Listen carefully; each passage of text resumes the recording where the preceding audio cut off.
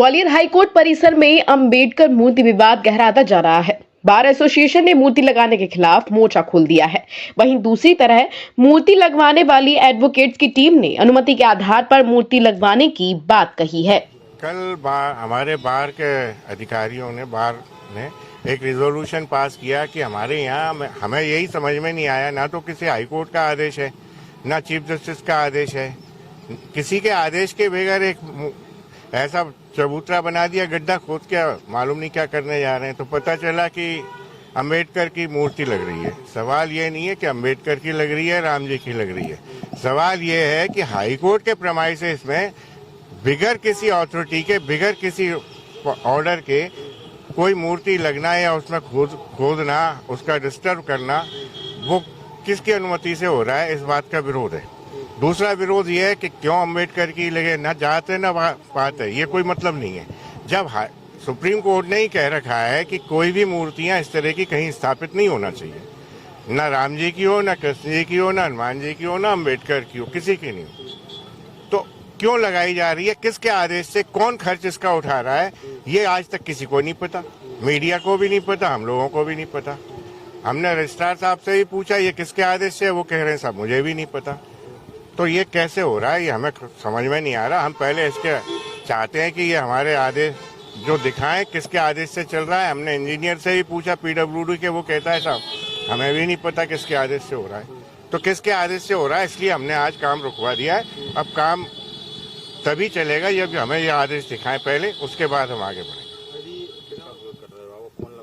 हम उच्च न्यायालय परिसर में एक मूर्ति लगाने का कोई प्रस्ताव किन्हीं लोगों द्वारा दिया गया, उस प्रक्रिया पर से कलेक्टर द्वारा मूर्ति लगाए जाने के लिए यहाँ एक गड्ढा खोद दिया, कार्रवाई की गई, उसका विरोध है। और यह उच्च न्यायालय है, यहाँ नियम कायदा से काम होता है और नियम कायदा यहाँ पूरे वो अपने विश्व भर का देखते हैं, मतलब पूरे भारत का नियम में कोई गलती होती है उसको कौन देखता है? कोर्ट, हाई कोर्ट देखता है, सुप्रीम कोर्ट देखता है। तो हमारे यहाँ ऑलरेडी नियम है, इस बिल्डिंग परिसर में कोई भी अगर कुछ भी कार्यक्रम होगा, कोई भी निर्माण होगा, मूर्ति लगेगी, हटेगी, बनेगी, कमरा बना, कुछ भी बनेगा, तो उसके लिए हाईकोर्ट की एक बिल्डिंग है जिनमें जजेज हैं, 5 जजेज की कमेटी है। वो कमेटी इसको पारित करती है। पारित करने के बाद में उसका बजट सेक्शन होता है मध्य प्रदेश शासन द्वारा। उसके बाद में अप्रूव होने के बाद हमसे भी सहमति लेते हैं, पूछते हैं इसमें कोई आपत्ति तो नहीं है। उसके बाद में एक काम होता है। यहाँ क्या हुआ, तत्काल तुरंत जाके हमारे फर्जी लेटर पर बार के द्वारा किसी ने 4-5 लोगों के द्वारा एक फर्जी लेटर जारी किया गया। उसको बार का लेटर मानते हुए ये मूर्ति लगाने की कार्रवाई कलेक्टर द्वारा संचालित करेगी, जो कि टोटली इलीगल है, विधिक प्रक्रिया के विरुद्ध है।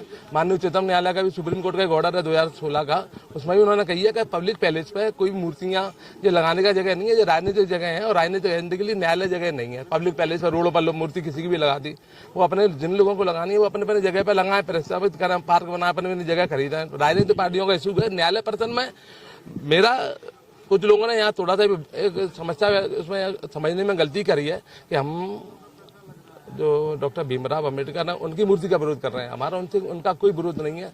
जो भी जिस व्यक्ति को भारत रत्न की उपाधि मिलती है वो बाकी में महान होता है, और जो भी कोई आदमी स्वतंत्रता संग्राम सेनानी रहा हो, पूरे पुराने रहे हैं, तो वो हमारे आदरणीय होते हैं और अनुकरणीय होते हैं। लेकिन हमारा उनका विरोध नहीं है।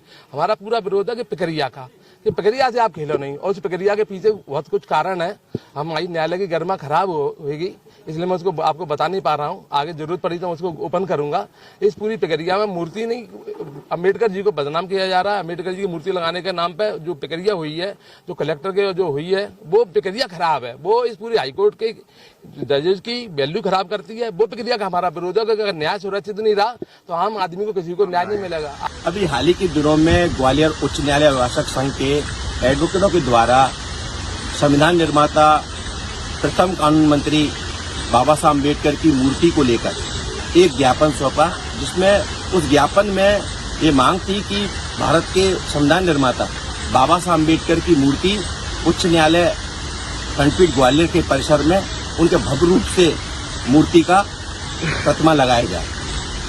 हाल ही अभी सूत्रों के हवाले से पता चला है कि उच्च न्यायालय अभिभाषक संघ के द्वारा उस मूर्ति का विरोध किया जा रहा है, जबकि माननीय उच्च न्यायालय सुप्रीम कोर्ट के द्वारा यहाँ तक कि जबलपुर में बाबा साहब अम्बेडकर का स्टेचू न्यायालय में लगा हुआ है। अभी आप देख रहे होंगे कि भारत की सर्वोच्च न्यायालय सुप्रीम कोर्ट के अंदर बाबा साहब अम्बेडकर का एक भव्य रूपी स्टेचू लगा हुआ है और बाबा साहब अम्बेडकर ने इस देश के लिए एक हमें अच्छा संविधान दिया।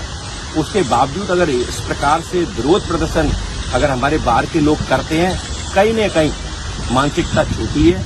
हम पूर्ण रूप से जो चीफ जस्टिस साहब ने जो एक भव्य रूप की मूर्ति के लिए अनुमति दी है अपने उच्च न्यायालय ग्वालियर में, उनका हम स्वागत करते, समर्थन करते हैं और हम मांग करते हैं कि इस निर्माण में किसी भी प्रकार की व्यवधान ना आए और भव्य रूप से बाबा साहब अम्बेडकर का मूर्ति लगाया जाए।